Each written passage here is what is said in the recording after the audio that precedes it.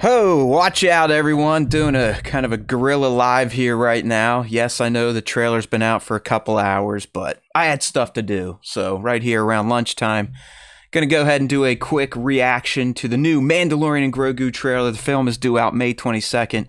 Finally got the first new trailer in a few months. I know we had one towards the end of last year, but fans have been clamoring since the Super Bowl and seeing that Budweiser-inspired little teaser for a full trailer, and we got one today. So like I said, I've not watched it in full, so I think what we're going to do here is we're just going to go ahead and watch it for the first time, live reaction. It might be a little loud. I don't have my headphones in. And then we'll talk about some things we saw and then go back and watch it again and maybe highlight certain things. I will be doing a full breakdown on the 18th, so depending on when you watch this, 2:18, 6 p. East, youtube.com/Star Wars Time Show. I'll be breaking it down frame by frame, like you know how we get down on the SWTS. So, all right, without further ado, I want to watch this thing. It's been a while. I've seen some feedback in the community. It seems we're digging it, but I have not seen it yet. So I'm going to go ahead and start it here, just kind of take it in for the first time. You might hear some giddy reactions or some confusion or questions. And again, it might be, hopefully there's not too much feedback from the video here. So let me see where my volume's at so I can at least hear it. All right, let's check this thing out.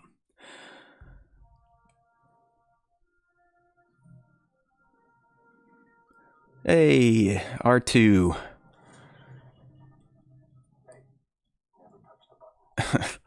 Aw. I know Grogu drives some people nuts, especially young Nick, but I still like his comedy. Is that him flying in the Coruscant there? Check that out. That's a Rio Durant type of character. The twins.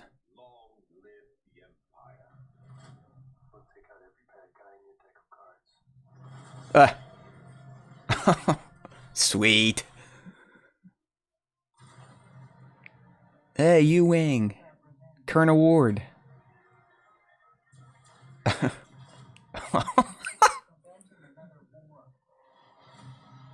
Oh boy.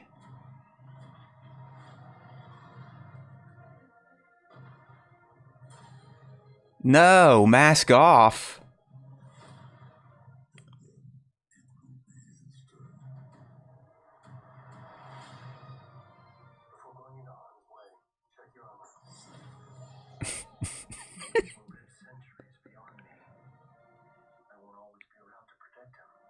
That's right. Is that Rhoda?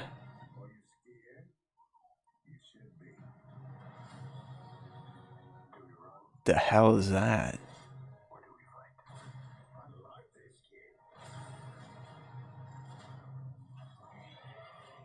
Oh no. A little Rhodian baby. Take it. Oh, come on. See, this can't be Coruscant, right? I mean, is this Nar Shaddaa? Are we thinking?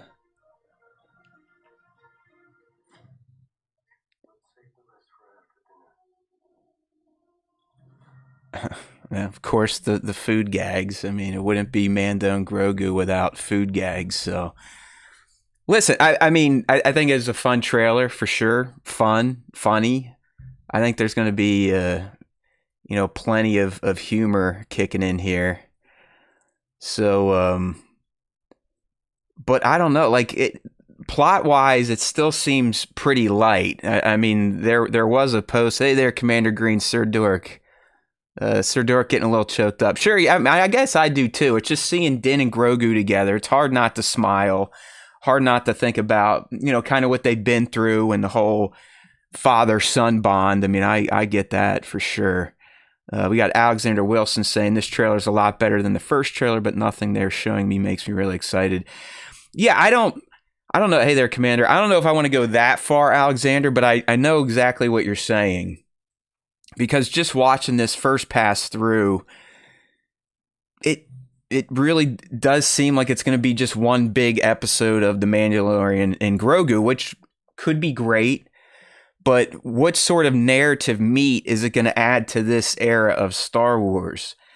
Because if we watch this trailer, it honestly, to me, looks like they're kind of doing what was done back during the second Iraq War, where the soldiers, black ops people were given a deck of cards to kind of hunt down Saddam Hussein's most heinous lieutenants and captains, commanders, generals, or whatever, Saddam himself. And it seems like we're going to be getting that in Mando and Grogu. It seems like the New Republic is, or Din and Grogu willingly are going around helping the New Republic to take out gangsters, Imperial remnant, all sorts of thing here. And then, I know you get the shot of a Kyuzo in there. Is it Embo? More than likely, it's going to be Embo. Why would you introduce that species in live action without it being a known character who is, I don't want to say massive, but definitely detailed and given some narrative life in the Clone Wars series. But over that, I don't see, and maybe they're holding back on it, but you hear nothing about Thrawn being discussed. Is Thrawn going to be in those deck of cards? Because I believe this movie should at least inform or help to set up Ahsoka season 2. At least from a broad perspective. So I don't know. It looks like it's going to be fun. All right, Mando and Grogu looks like it's definitely going to be fun. There's going to be some laughs. There's going to be some hijinks. There's going to be the Grogu eating gimmick and the Force using gimmick, and the whole father-son or master and apprentice type of deal going on in here. But I guess my biggest concern still after watching this new trailer is, how is it going to add to the Mandoverse? Is it going to add any meat to what is happening in the known galaxy now that Thrawn is back? This has to be taking place after Thrawn returned in Ahsoka season 1. I know all this stuff is years and years old. If you think about it, what Mando season 3 was that 2 years ago at this point in time? 3 years ago at this point in time? I'm kind of losing track because Disney and Lucasfilm have really kind of pulled back on shows every year. Hell, movies, we haven't had one since 2019, so I don't know. I did dig the trailer, and like I said, they put out an article to inform it a bit more. The evil empire has fallen and Imperial warlords remain scattered throughout the galaxy. As the fledgling New Republic works to protect everything the rebellion fought for, they have enlisted the help of legendary Mandalorian bounty hunter Din Djarin and his young apprentice Grogu. Directed by Favreau, starring Pedro, Sigourney Weaver as Colonel Ward, Jeremy Allen White as Rhoda the Hutt. We got to look at Zeb Aurelius wearing his New Republic jacket. He's clearly going to be a big player in this movie. And you notice how they're being pretty ominous about seeing the, Kyuzo bounty hunter, which we all figure is going to be Embo. We got to see an Ardenian fry cook. I think the reason they're making a big deal of that is because of Rio Durant from the Solo movie and John voicing Rio Durant in the Solo movie. And of course, we've always known the Anzellans are going to be in here. Is Babu going to be one of them? How long do those things live? Because, we know Babu from The Rise of Skywalker, but that's damn near 40 years, 30 plus years from this timeline. So I don't think much was shown in terms of overall plot, but I think this trailer did do a good job of just reminding us maybe why we love Din and Grogu. I know there's a faction of the fan base out there that does not like Din and Grogu, my co-host being one of them. He just wants Grogu to talk and be more functional. But I don't know. I really hope it's not just a basic adventure that could have been done on TV. Let me check the comments here, right here, coming from Anthony. Matt, some insiders have already seen the film. What we're seeing in these trailers is the shell around the really big story that will be revealed in the theater. Many secrets and characters. All right, well, of course, we would never be shown the film early because, I don't know, we're too big, and for some reason I've got fireworks going off right now on the camera. I guess it picked up my gestures there. But we'll see. Alexander Wilson, it's the misadventure of Mando and Grogu. There isn't going to be overarching arc for this. Okay. Let's see what happens, I guess. I mean, let's watch it one more time. Maybe some other things will pop into my head here. But like I said, I'll be doing a full breakdown tomorrow, 2:18 on the Star Wars Time Show. So around 6 o'clock East, youtube.com/Star Wars Time Show. All right. So, yeah, great. It's the New Republic. Is that R2 or is that red? I couldn't tell. Yeah, like this. I'm sorry. I'm a sap. I'm an old guy. I'm a dad too. So the little kid stuff definitely makes me happy. So like, what are we saying here? Has anyone translated the Bausch yet? Is this Nar Shaddaa? Or Nal Hata? Is it one of those planets? I can't hear. There's the remnant. Now, where do we think this is? I mean, I don't want to get stuck in the old tropes of Star Wars. And is this Ilum, are we thinking? Hoth? I'm thinking because if we want to tie Mandoverse eventually to the sequel trilogy, that Ilum would be a better choice because we know they turned that into Starkiller Base. But clearly, like I said, a part of this plot, maybe the MacGuffin, if you will, according to some people in this live chat, is going to be Din going out and hunting down these warlords and ne'er-do-wells for the New Republic. But hopefully he stumbles upon some other major plot. Maybe it's Thrawn involved, who knows. But on the surface level, it does look like Din is just getting back to bounty hunting. But I'm thinking this might be Ilum. I know we didn't see a lot of Hoth in Empire Strikes Back. It did seem like it had a mountainous landscape, but like I said, I think to tie this era and to inform the sequel era a bit more, this very well could be Ilum that we're sitting on here. See what I mean by the cards? Very much like what we did back during Iraq War II. They're going to get them all. So here's Din obviously infiltrating that base. We just saw one of the warlords talking in. Is it Hoth? Is it Ilum? Is it a new ice planet we've never known? Who knows? I doubt it. It's probably something fans, at least fanboys and girls, know about. There you go. Shoot him in the foot. Then the gut. This isn't about revenge. It's about preventing another war. All right, so Colonel Ward telling Din this isn't about revenge, it's to prevent another war. So, clearly the Imperial Remnant, maybe they're working with the gangsters, the Hutts. This is probably I don't know, is this a Hutt base? We see these droids that we saw in, both the Ahsoka series and Mandalorian, specifically around Morgan Elsbeth. And it's an older droid model. I think they're HK type of droids, like HK-47, maybe slightly newer than that. But who are they protecting? Like, what's going on here? Is this the base we see Mando breaking into? I don't think that's a good guy base. I mean, is it a gangster base, a warlord base?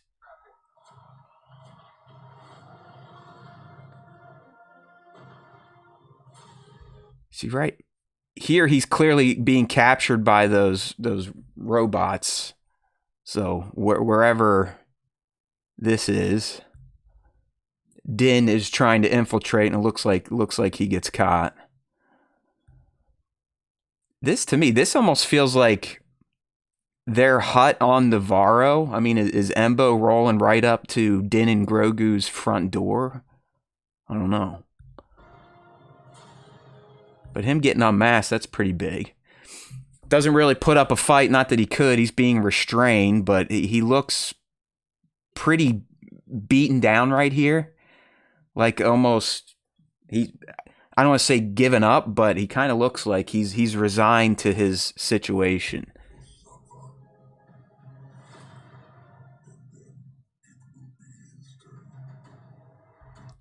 Okay, so it is probably the twins' base. Why is he after the twins? Is this through the New Republic? Is this something he learns from Road to the Hutt after he looks like he fights him in that arena? Is that going to kind of kick off the big overarching plot?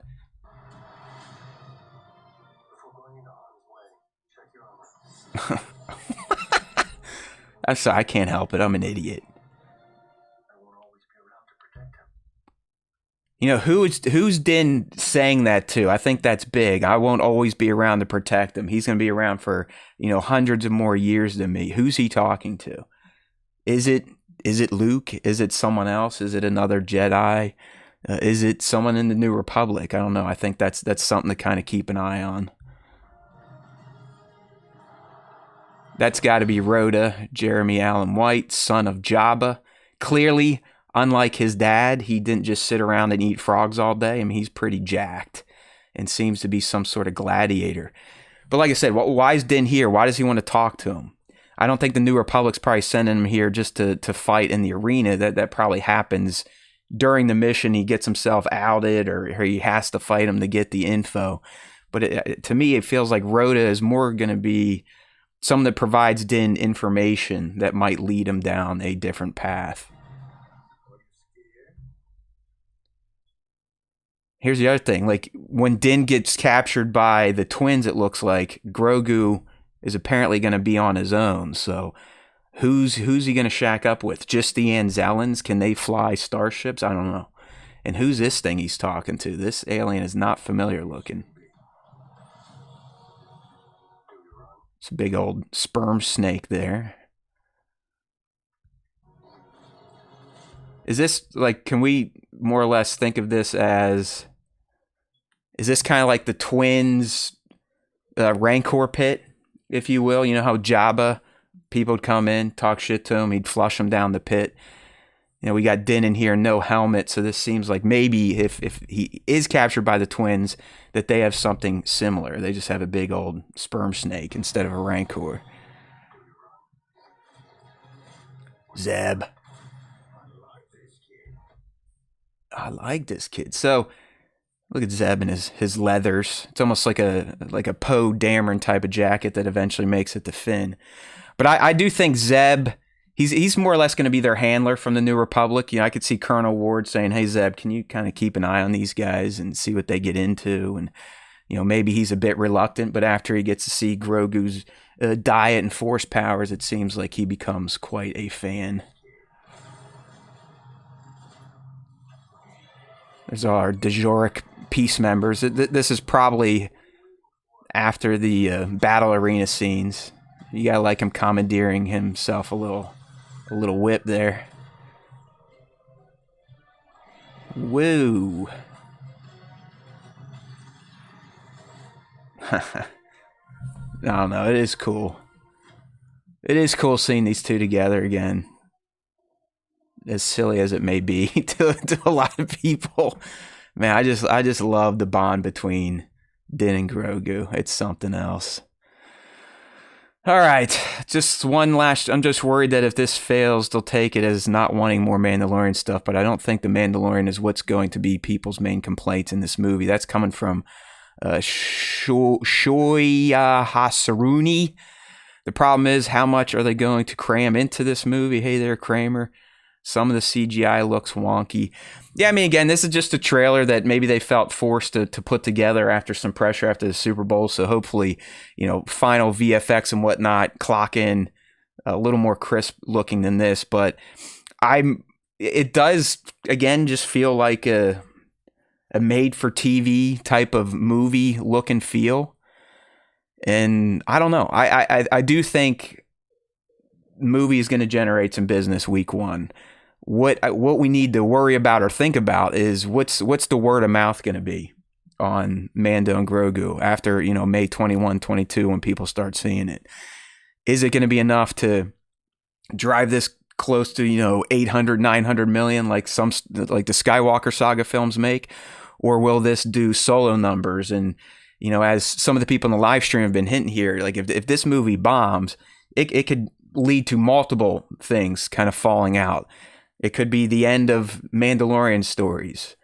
I read that Favreau may be walking away from Star Wars after this film. So that might be the writing on the wall right there. He knows he's not getting another crack at Mandalorian TV, even though he's already written season 4. So I don't know. And if it bombs at the box office, they're going to take a hard look at the next movies. I mean, if Starfighter and 27 also doesn't, make a ton of money, they could start pausing the films again. So I don't know. I don't want to go on too much. Like I said, I'll have a lot more to say tomorrow, February 18th, on the live stream of the Star Wars Time Show. So make sure to stop by 6 p. East, or as close as we can get, youtube.com/Star Wars Time Show. I'll go through, frame by frame and discuss more about what we think we saw, what may be happening. Maybe I'll try to dig around and look at some of the rumors out there to see if they can inform anything else on this. So appreciate some of you kind of stopping in for this Guerrilla Live. Like I said, tomorrow, 2/18, we'll be doing it again. Live stream, SWTS. Come hang out. Let's talk about this trailer and the